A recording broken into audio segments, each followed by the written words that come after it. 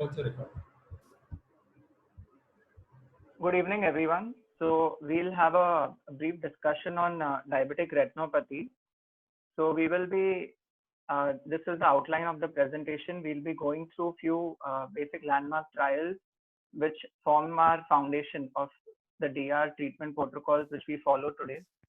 Then we discuss pathogenesis, risk factors, definition of different lesions. We move on to classification, uh, investigations which need to be done, followed by management and recent advances.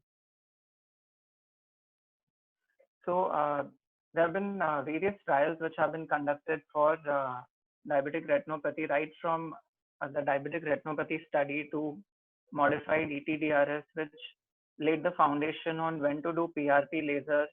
And these trials found that it reduces the risk of severe visual loss by 50% when the lasers are done at the right time, when a patient has high risk PDR, to the recent ones, which is the Diabetic Retinopathy Clinical Research Net. So DRCR.net is a network which connects multiple centers which are involved in randomized controlled trials, and they have been functional from 2003 till date. So most of the recent important landmark trials have been they have been covered under the DRCR network. It is funded by the National Eye Institute of US, and they have hospitals from US and Canada. And it was created in 2002, and they started doing trials from 2003. Until date, they have more than 100 publications on various aspects of diabetic retinopathy.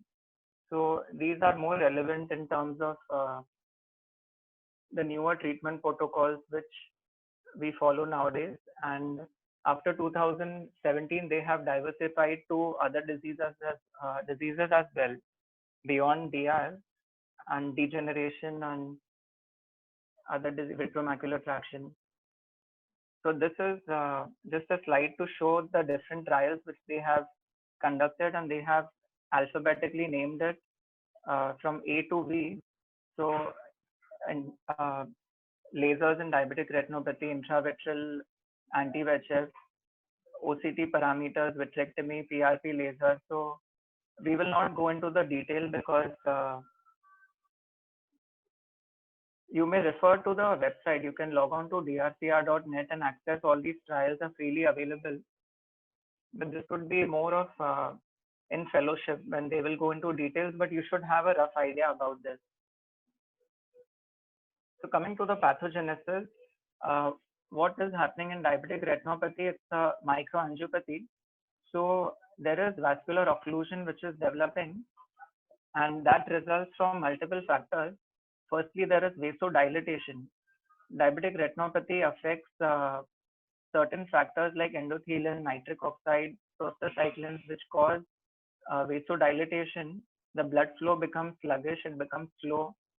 On the other hand, there is platelet aggregation, leukocyte adherence.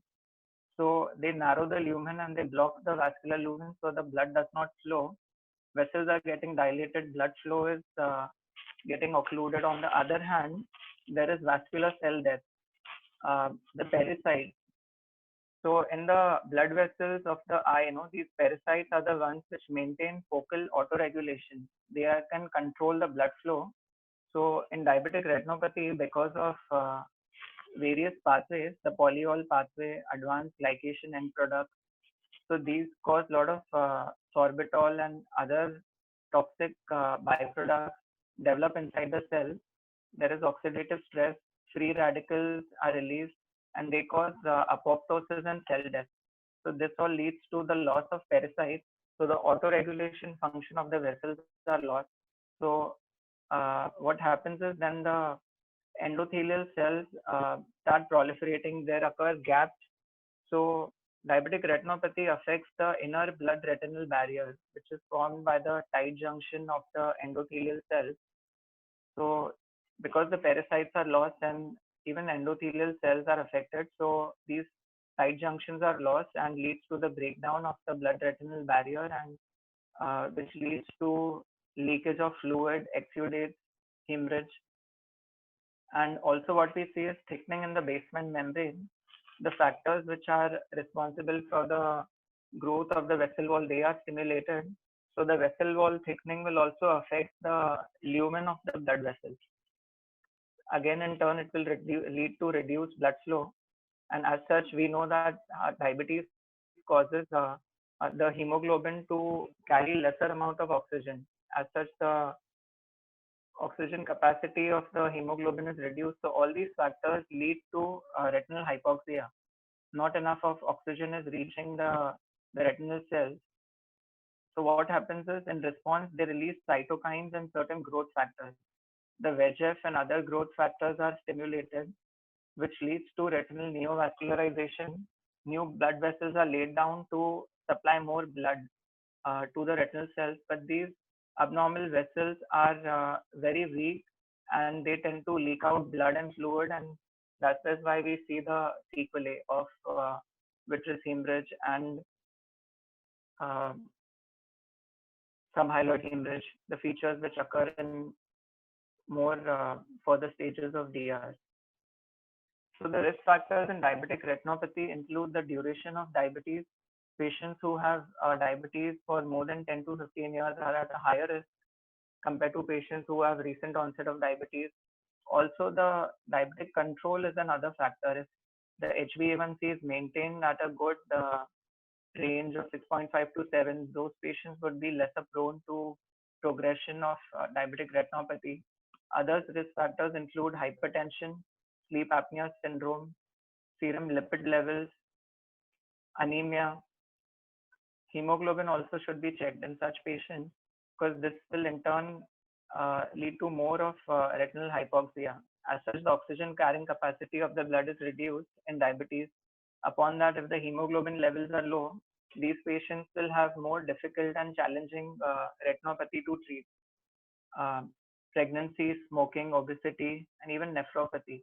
So patients who have multiple risk factors have a more challenging disease to treat.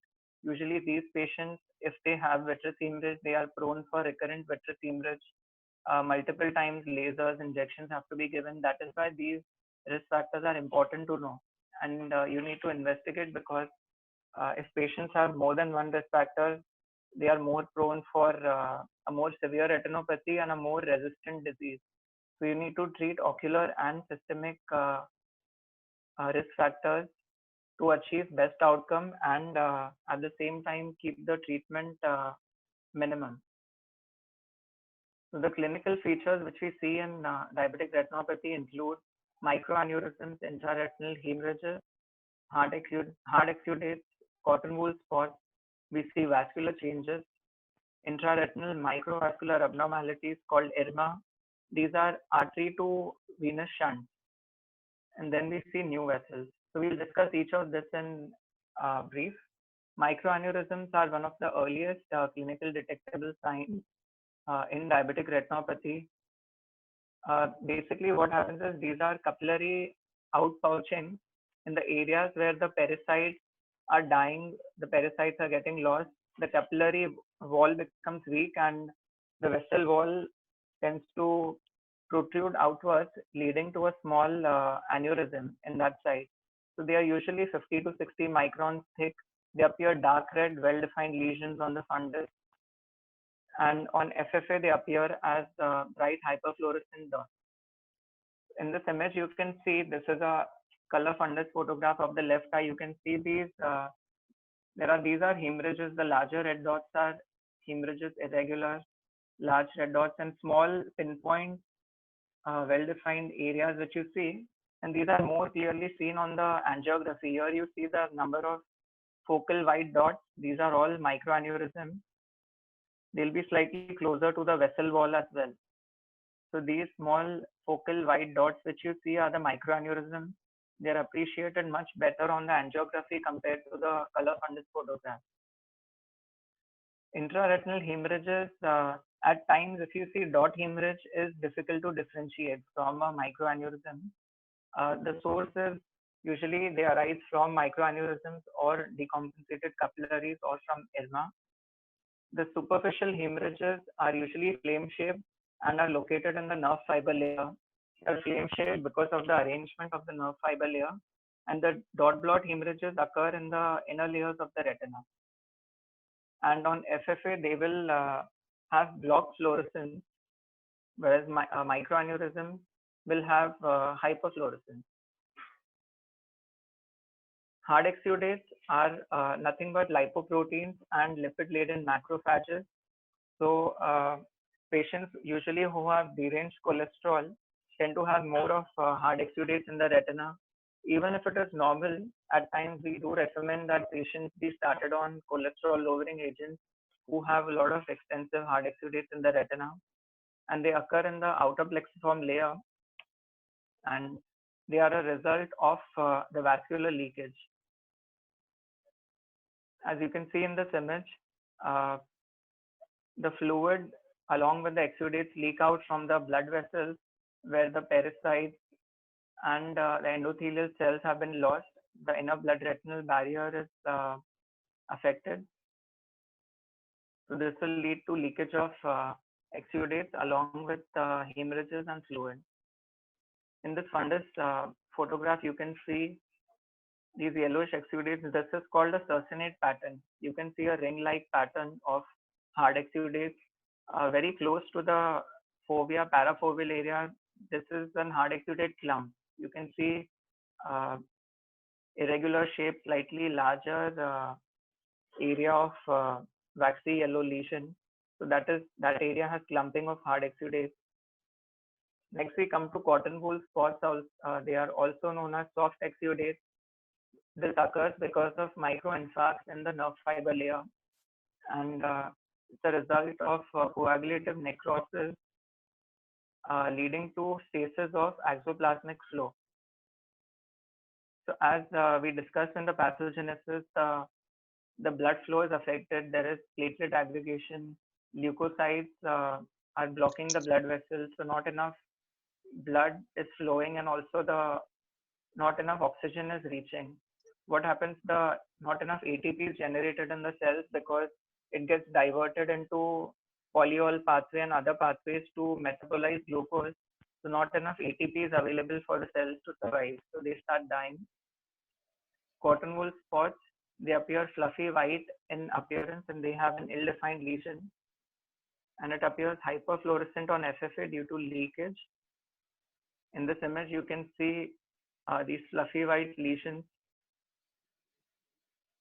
irregular in shape. So these are usually easier to differentiate from hard exudates. Next, we move on to IRMAs. These are intraretinal microvascular abnormalities. So these are shunt vessels. These are like bridges connecting arterioles to venules. So they are trying to bypass the areas which have blockage. They occur at the junction of ischemic and perfused retina. And they are larger than the normal capillary. And on FFA, usually they will not leak dye, the fluorescent dye. And another feature, you might get confused with an neovascularization. So the IRMAs will not cross any major vessel. They are shunt vessels. They connect arteriole to venule, whereas neovascularization, they can extend beyond the blood vessel. They can grow into the vitreous as well. The neovascular fronts will have a third dimension, and IRMAs are inside the retina. They are two-dimensional slats. So this is another viva question which they might ask to differentiate between IRMA and neovascularization. So here in this image, you can see this is the artery and this is the venule. You can see these irregular vessels which are bridging the arteriole to the venule, marked by the arrow. So these are IRMAs. If these are present, and as shown in the image, if it's quite large in size, it signifies a severe stage of non-proliferative diabetic retinopathy. So venous changes are also one of the initial features which we see in diabetic retinopathy. So venous dilatation is one of the initial signs as well, which we see. This happens because of the stimulation of endothelin, prostacyclins, and as we saw in the earlier slide, so this leads to a vasodilatation. Then other features which we see is beading of blood vessels. We see looping, sausage-like segmentation, and venous changes are more pronounced in areas of capillary non-perfusion. Next, we move on to neovascularization. So the neovascularization could arise at the optic disc or it could occur elsewhere.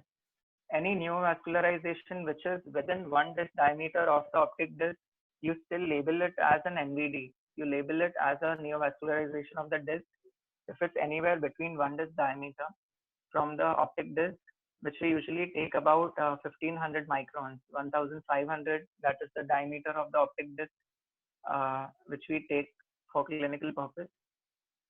And these new vessels are very leaky and it shows early hyperfluorescence.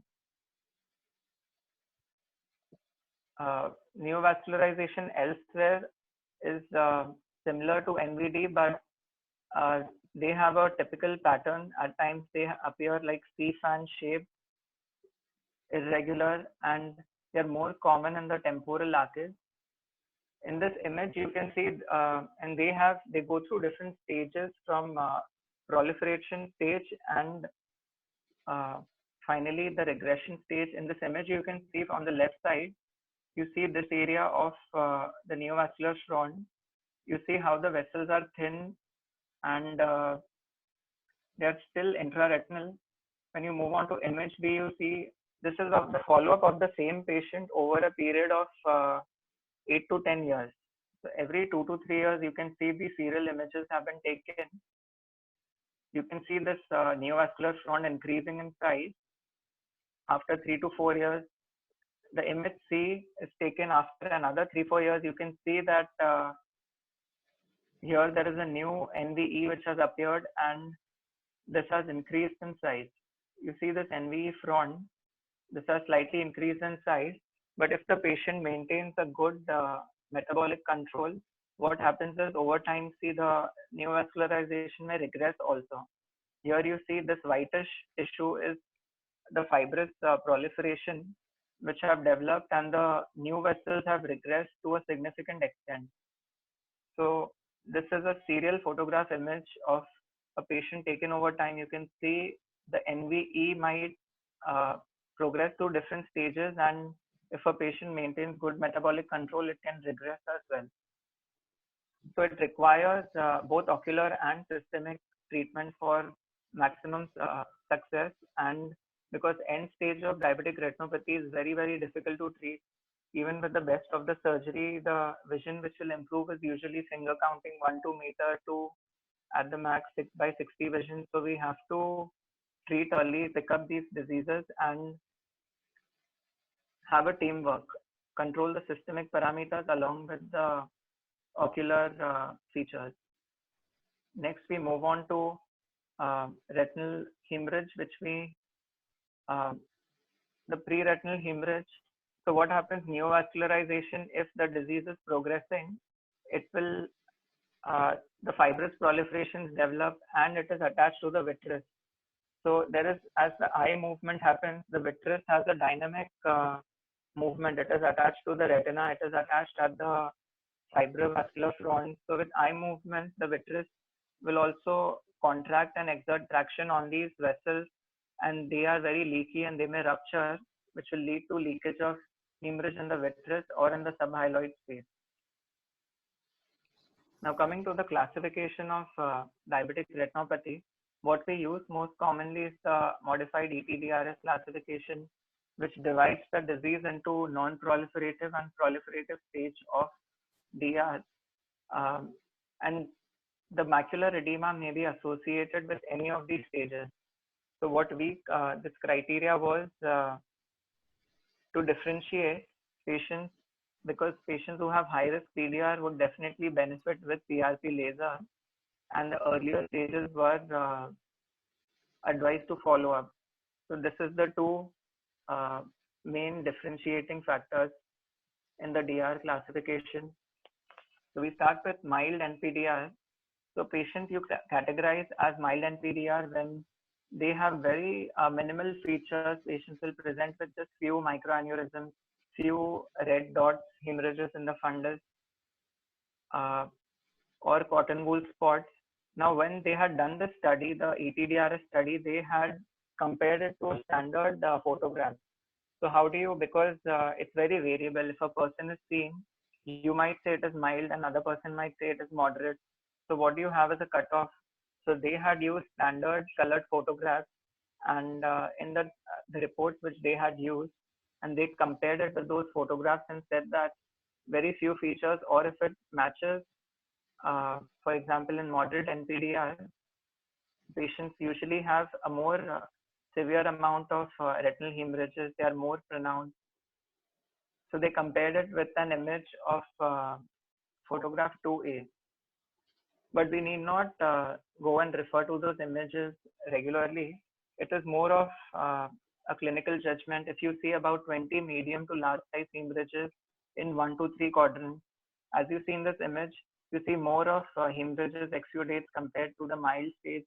If you see significant venous bleeding in one quadrant or cotton wool spot, so these patients are categorized as moderate NPDR. The severe NPDR has 4 to 1 rule. So what is that is if a patient has hemorrhages in all 4 quadrants, the nasal quadrant, temporal, inferior and superior, in all the 4 quadrants, then the patients will be classified as severe NPDR. This is one of the criteria. Or if a patient has venous bleeding in 2 or more quadrants. Or third criteria which they had was if a patient has IRMA in at least one quadrant. A moderate to large size IRMA, here you can see the shunt vessel which is bridging the arteriole to venule. So if a patient has any of these criteria, these 3 criteria, 4 to 1 rule, hemorrhages in all 4 quadrants, venous bleeding in 2 or more quadrants, or IRMA in one quadrant, any of these features, patient is classified as severe NPDR. And if a patient has 2 or more features of this disease, then you classify it as a very severe NPDR. Now coming on to the proliferative stage. So when you see any neovascularization develop at the disc or elsewhere, the patient is classified as a proliferative diabetic retinopathy. No matter how many hemorrhages, hard exudates, or cotton wool spots are there in the periphery, patient will be classified as a proliferative diabetic retinopathy. So the main criteria is if you identify neovascularization, the classification shifts to PDR stage. In PDR, now you have to differentiate early stage of PDR with high risk PDR. So here, treating patients with early PDR is debatable. What they identified was they had a category of patients with high risk PDR, which again has 3 criteria. This is very important for you to know. So patients who have neovascularization of the disc, which is more than 1/3 disc diameter in size. So if you consider optic disc as 1500 microns, so more than 500 microns in size, this is a rough judgment. As you can see in this image, this neovascular front is almost the size of the optic disc. So it's a very large NVD. So if a patient has more than 1/3 disc diameter size NVD, it becomes a high risk PDR. Or second criteria is if a patient has a small NVD, but patient has vitreous hemorrhage or pre-retinal hemorrhage along with that, you classify it as a high risk PDR. Or if a patient has NVE, neovascularization elsewhere, but the size is more than half of the disc diameter, so roughly about 750 microns. So slightly larger size NVE with vitreous hemorrhage or pre-retinal hemorrhage, you classify it as a high risk PDR. Why do you need to know this? Is because these patients definitely need to be treated with pan-retinal photocoagulation, because what they found in the trials were these patients have maximum benefit of treating them and reduces the severe visual loss by about 50%. When you treat these patients with PRP laser, treating patients with early PDR stage or severe NPDR is very debatable, and you may take a call on patient to patient basis, but patients with high risk PDR need to be treated. So as you can see, if a patient has a small NVD with a vitreous hemorrhage, it's classified as high risk PDR. Or if a patient has a larger size NVE more than uh, half disc diameter, as we discussed, with vitreous hemorrhage, is classified as a high risk PDR. Now we move on to diabetic macular edema, diabetic maculopathy. The clinical classification which was used was of focal, diffuse, ischemic, and mixed. Four different types which was used earlier. And clinically significant macular edema is a term more of historical significance. We don't use it much nowadays, but you should still know the definition for the Viva and exam. So this is what we used to follow, but if you read the research papers nowadays, we discuss more in terms of center involving macular edema or non-center involving macular edema. There's another classification where they have classified it as mild, moderate, severe. We need not go into those details. This is what is important for your exam. So in focal macular edema on FFA, what we find is you find pinpoint leaks, well-defined focal areas of leakage from microaneurysm. You can identify the area of leakages from the capillaries, whereas in a diffuse leakage, there will be a widespread area of hyperfluorescence. You will see a very big white patch. You will not be able to pinpoint from where the leakage is happening. Usually it occurs from IRMA and from diffuse capillary leakage. So those patients are classified to have diffuse maculopathy. In cases of ischemic maculopathy, you will see a patient with a relatively, normal or a macula with not many exudates or features are there, but still the vision is not corresponding with the findings. You do an FFA and you find the foveal avascular zone is increased, which is normally about 350 to 500 microns, is increased in size and becomes irregular. So such patients have ischemic maculopathy where no treatment will help. So that is why doing FFA in patients where the vision is not correlating with the clinical findings is important. And in the mixed type of maculopathy, you have features which are a combination of above. Here you can see on FFA, you can see focal areas of hyperfluorescence. Patient has succinate hard exudates.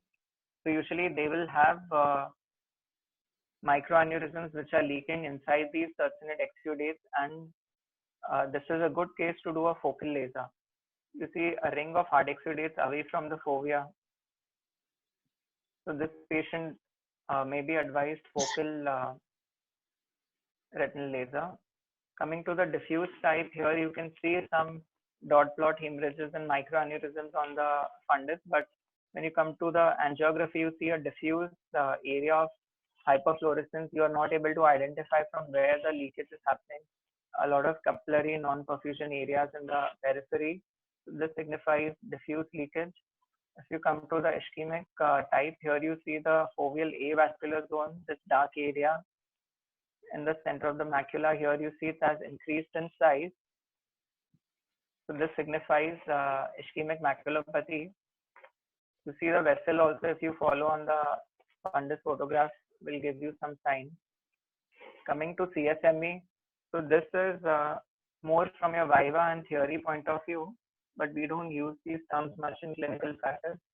So these three definitions of CSME you should be very thorough with. If you see retinal thickening within 500 microns of the center of the fovea, or hard exudates within 500 microns with adjacent retinal thickening. Third criteria is retinal thickening of 1 disc diameter area, any part of which is reaching within the foveal center. If a patient has any of these three criteria, you classify that patient to have a clinically significant macular edema, which means you need to treat that patient.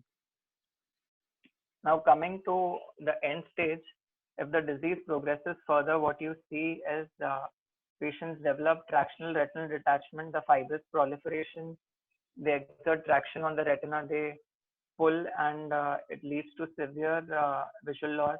Patients could develop neovascular glaucoma, which is another end stage, or patient could develop a combined mechanism retinal detachment, where there'll be a rhigmatogenous as well as a tractional component. When the traction becomes too significant, at times there may be slit-like breaks which develop. There'll be holes which develop uh, adjacent to the fibrous proliferations and which will lead to a rheumatogenic component as well. So such cases become very difficult to manage. Now coming to investigation, whenever you discuss investigation and management for most of the ocular diseases, you always differentiate and you say that you will divide it into ocular and systemic. So the ocular investigations would include following up patients with regular color fundus photographs, doing an OCT macula, fundus fluorescent angiography, doing an ultrasound B scan in patients. B scan would be needed when patients develop vitreous hemorrhage, dense media opacities, you are not able to assess the retina to plan your treatment. The systemic investigations will include random blood sugar. You may do fasting and postprandial as well. HbA1c will give you the 3 months glycemic control, complete blood count to know the hemoglobin values, blood urea, serum creatinine. The renal profile is also very important. At least every 4 months, maybe you should repeat these tests. Lipid profile again. Uh, Even if patients who have a normal lipid profile, if you're seeing extensive hard exudates in the retina, you may still start them on lipid lowering agents that are shown to benefit. But if you find a deranged lipid profile, you may start these patients on statins along with physician opinion. Now coming on to the management, again is divided into ocular and systemic. First, I'll just give a brief outline on the systemic. Again, you have to, it is a team role. You have to discuss with the physician, write them a letter saying that you need a more better systemic control.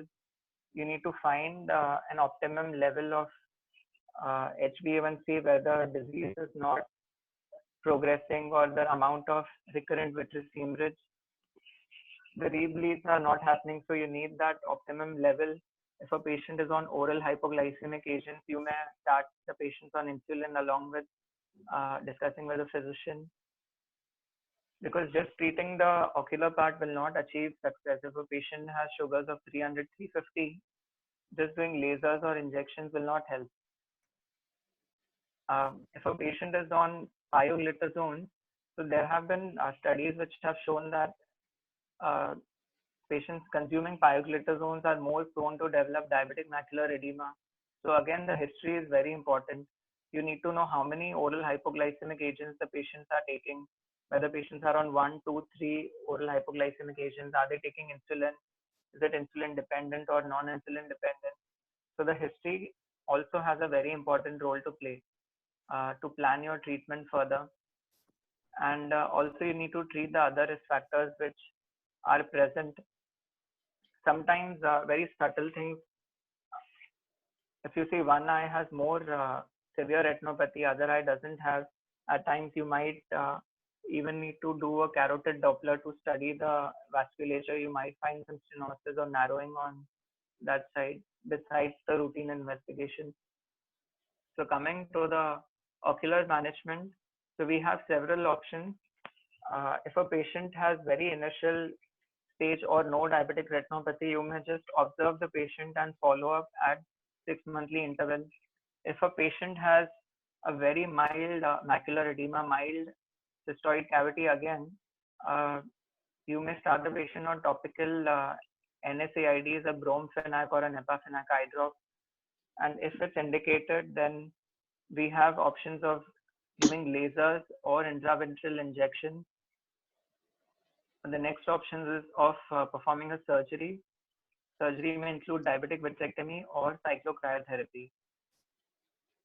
So we have options of observing the patient, uh, doing medical management with eye drops, laser treatment. We have intravitreal injections, which include anti-VEGF and steroids. We have option of surgery. So these are the treatment options which are available. Now coming to PRP laser, which is a very commonly done uh, procedure, and it is very time tested and least risk to maximum benefit. So how does PRP laser help is it converts the hypoxic retina into anoxic. We are literally destroying the retinal tissue by doing PRP laser. So the laser energy is absorbed by pigment cells, cells containing pigment, which is the RP cells which contain melanin and the hemoglobin, which is there in the red blood cells. So these pigment containing cells absorb the laser energy, and there is coagulative necrosis of the cells and cell death. So there is more oxygen reaching the inner retina because we are destroying the outer retina, the RP and the photoreceptor cells, which are more metabolically active. So more oxygen is reaching the inner retina. So lesser amount of VEGF will be released, and it will lead to reduction in the neovascularization. So the PRP laser, what we use commonly is a frequency doubled Nd:YAG laser. It's a green laser. We also have an option of yellow laser, but that we use more for treating the macular area. The PRP laser is divided into multiple sittings, and we usually give about 2000 to 3000 laser spots. As you can see in this image, ideally there should be one burn with apart, and you should avoid the retinal blood vessels. Coming on to anti-VEGFs now, we have various anti-VEGFs.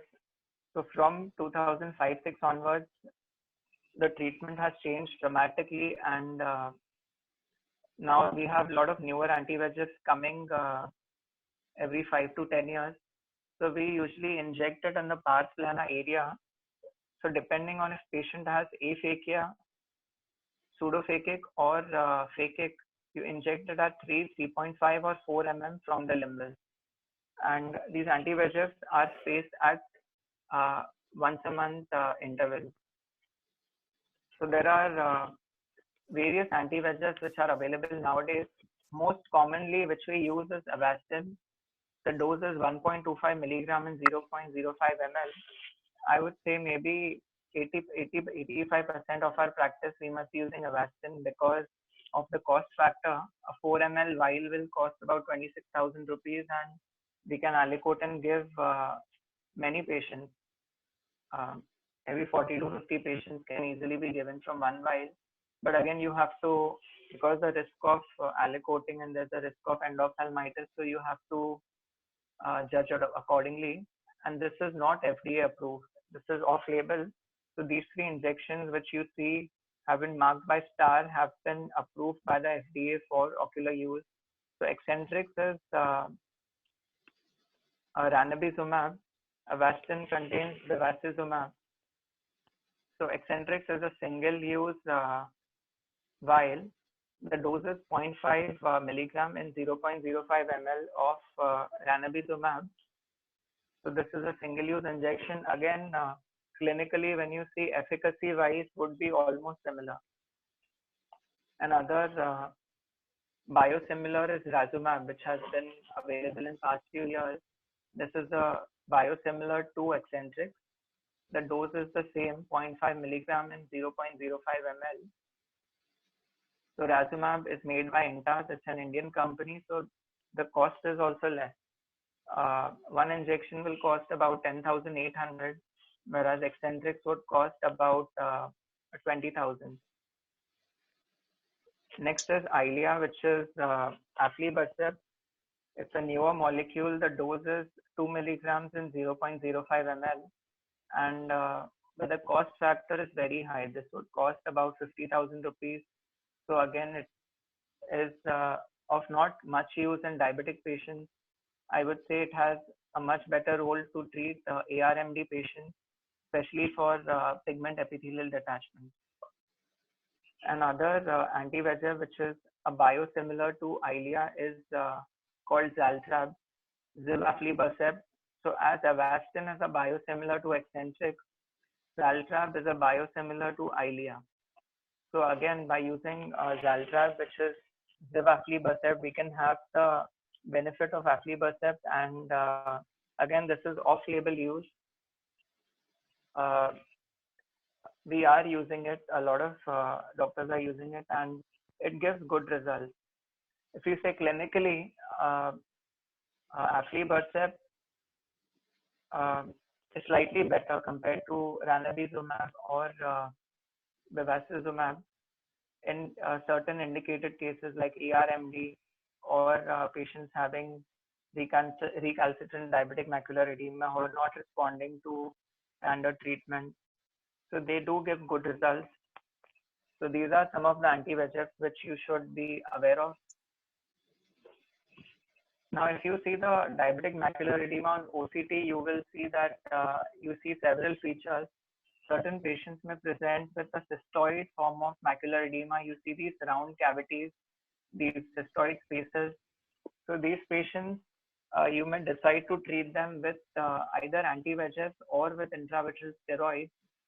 Patients who have a very uh, large amount of macular edema where you see the macular thickness, the central macular thickness is more than 800 or 900 microns, which means that you would probably require multiple anti-VEGF injections. So such patients, you may think of giving an intravitreal steroid. But again, you have to rule out patients, you should not have glaucoma, or again, risk of cataract has to be explained. Next, if you see patients, some patients may have diffuse macular edema. Such patients may be treated with anti-VEGF. Another form on OCT is a neurosensory detachment.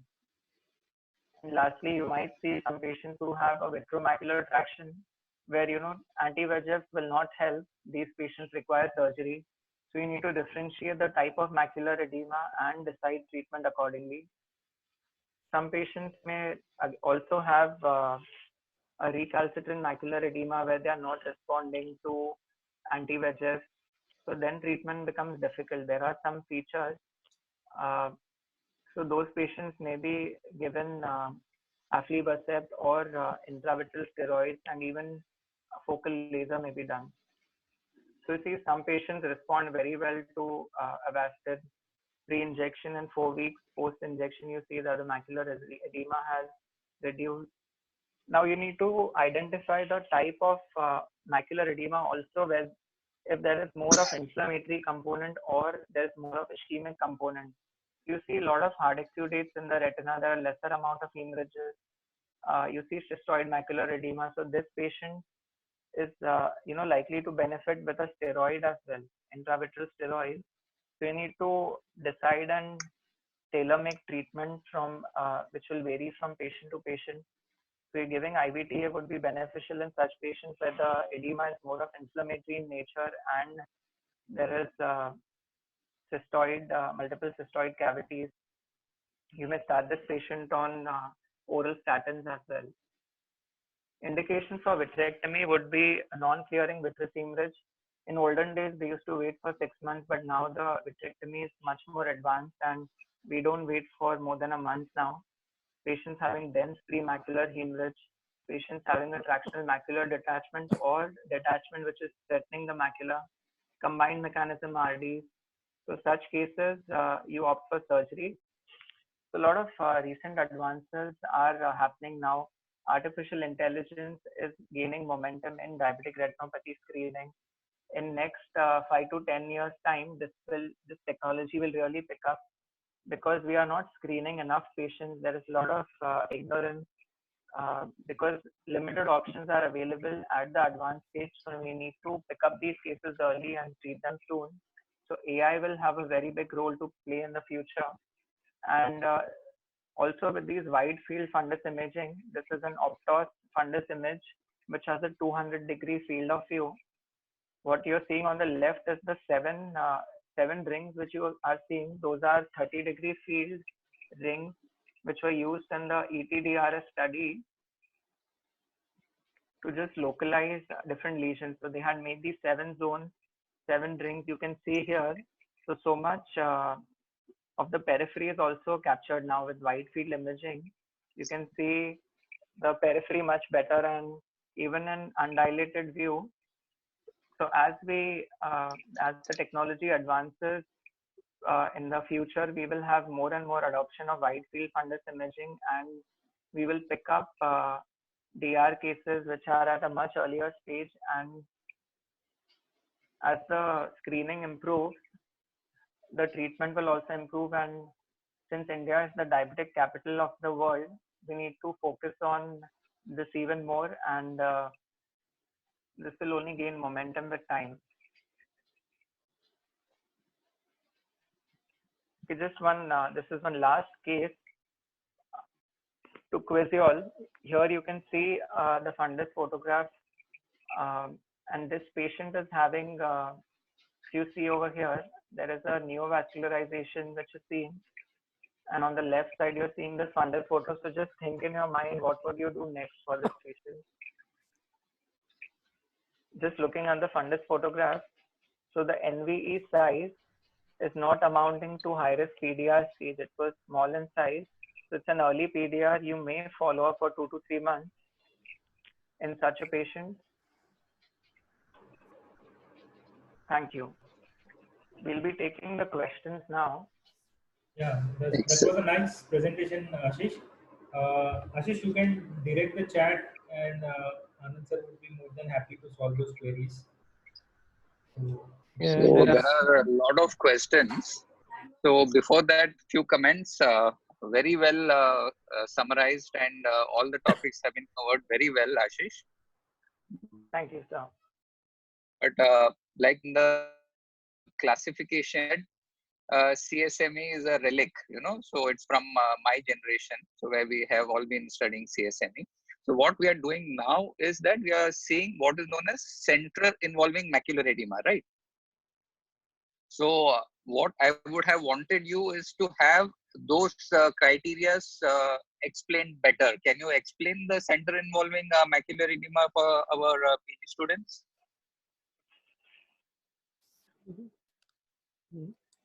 Could you hear me? Hello. Can you hear me? Yes, sir. Yeah. So did you hear about the CSME? So yes, what we use nowadays is center involving. So the main, the patient's, hello, the vision is affected when the foveal area is affected. So that is more relevant in deciding treatment and planning follow-up. Yeah, can you explain a little bit more the center involving macular edema?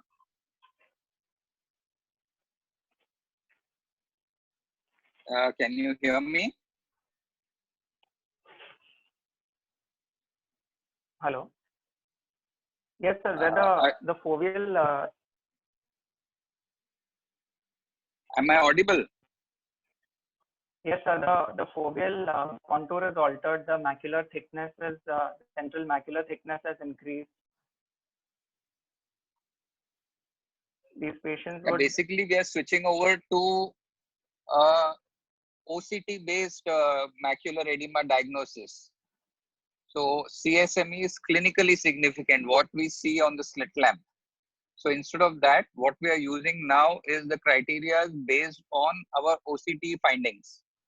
So if the central area is involved, that is the central 1000 microns, where there is edema, then we call it a center involving macular edema. So all the newer trials, we are all doing it based on that center involved macular edema. So the questions which we have is that what is the treatment of ischemic maculopathy? Is anti-VEGF contraindicated?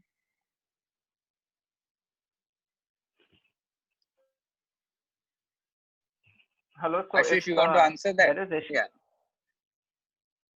Yeah, ischemic maculopathy means that area is not receiving enough oxygen. It is almost dead. So no treatment will help. If you do the OCT for such patients, you might find they have foveal atrophy also. The foveal area is thinned out. The photoreceptors in that area are not receiving enough of oxygen, and there is cell death. So these patients have poor prognosis, and anti-VEGFs are not contraindicated, but they'll not help also. It is of no use giving anti-VEGF in such patients. So what summarizing is that ischemia is there, so anti-VEGFs are not contraindicated but might not help too much. So how do we differentiate between NVE and collaterals?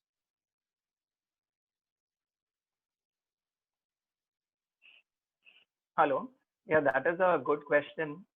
So collaterals would again be like shunt vessels which are connecting an artery with an arteriole with an arteriole.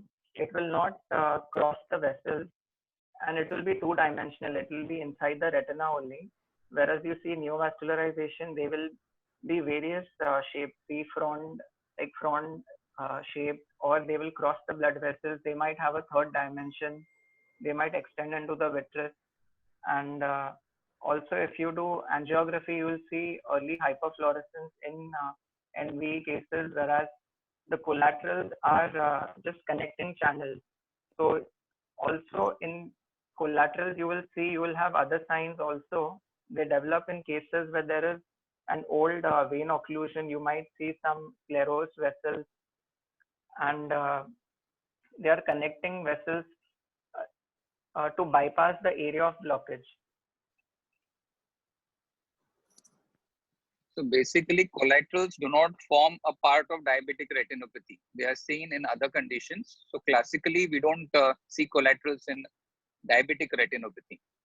So what we really ask you in the Viva is what is NVE and how do you differentiate it between IRMA, which has already been covered by Dr. Ashish. Okay. So another question is, why is cotton wool spots not included as a risk factor for PDR?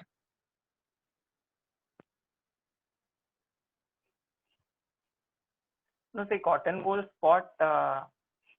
It it is not a permanent thing. It might go also. You see a cotton wool spot, you examine the patient again after 3-4 months, and you see in the pathogenesis of DR, it is an infarct at the nerve fiber layer only. The most vital layers in the retina are the photoreceptors and the RP cells. If the photoreceptors are damaged, that is when the vision will be affected. So these cotton wool spots are infarcts in the nerve fiber layer, and they might disappear also. It is not a permanent finding, and if you follow up these patients, it is not going to affect the disease progression or cause more worsening of diabetic retinopathy. So for this, your question, you need to go through the pathogenesis again. What is leading to worsening of the diabetic retinopathy? What will lead to loss of vision or vitreous hemorrhage in a patient? You need to focus on the criteria which are more harmful, or if you identify them and you don't treat them, the patient can lose his eyesight. So those are the factors which they have, considered in labeling patients with PDR, and you treat them and it will give maximum benefit. So it is all a risk to benefit ratio. When we do a PRP also, patients are losing their field of vision. It is a destructive procedure. The patient might have induced optic nerve pallor as well. So it is not, no procedure is safe. So there is a risk to benefit ratio which we have to take. Going back to the question, so cotton wool spots are not proliferations. So the classification is very clear in the sense that when there are proliferative changes, that is when you're going to talk and give it the criteria of PDR. So proliferative diabetic retinopathy only occurs when there are new vessels. So hence cotton wool spots are not included in PDR. Another important question from Anubhav is that please summarize important protocols of drcr.net. And I thought in your talk, we should have included the salient drcr.net features, either one or two of those protocols. Because you said now the treatment has shifted to anti-VEGFs. So any treatment that we do scientifically has to be evidence-based. So we have got very good evidence. So all those evidences are given by drcr.net. So those evidences tell us that anti-VEGF are good. In fact, they are better than laser. So when we had our diabetic retinopathy study, ETDRS studies, they said that do laser. Laser will be beneficial to these patients. If we don't do anything, the patients will lose their eyesight. So we got the gold standard that laser is better than doing nothing. So the newer studies that we have with drcr.net says that anti-VEGFs, so they have specifically studied initially ranibizumab, giving that with or without laser is better than only laser. So that is why we have all shifted most of our treatments to anti-VEGFs. So there is one more question which says, is there any difference as Azumab and ranibizumab? Okay, so let's not go into the semantics of that. We are going to, at a PG level, discuss that anti-VEGFs are there. You have bevacizumab, we have ranibizumab, you have aflibercept, and you have dexamethasone implants. So these are the ones that are there, and these are the ones, the tests which have been done, and we are going to give them these things. Does DME respond to Nipafenac? Hello. So yeah, again, this is a debatable question. So there is one study which has been done in drcr.net where they have found that in patients with parafoveal macular edema, it does not respond. But clinically, when we see, you see the real world data, most of the retina specialists would be keeping the patients on a topical Nepafenac.